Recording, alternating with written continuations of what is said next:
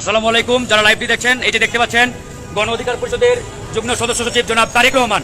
আমরা আমাদের জামান টাওয়ারের উপরে, জামান টাওয়ারের যে মালিক কর্নেল মিয়া মুর্শিদুজ্জামান ভাইয়ের অফিসে ছিলাম।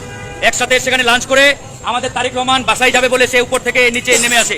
নিচে নামার পরে এই যে জামান টাওয়ার দেখেন, জামান টাওয়ারের নিচে এই তারেক রহমানের উপরে এই যে ভিপি নুরুল হক নূরের গুন্ডা বাহিনী দিয়ে করে হামলা চালিয়ে তার মাথার অবস্থা কি করে দেখেন।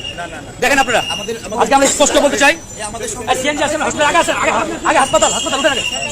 এই যে আমরা তারেক রহমানকে হাসপাতালে নিচ্ছি, আপনার তার অবস্থা একটাবার দেখেন।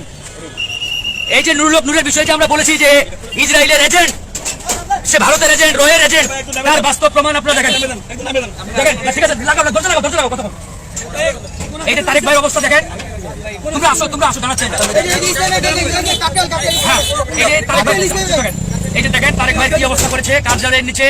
যখন আমরা আজকে আমাদের একটি যৌথ প্রেস কনফারেন্স ছিল আমাদের জাতীয় প্রেস ক্লাবে, মূল্যবোধকে ছড়িয়ে দিতে জয় বাংলা, জয় বঙ্গবন্ধু।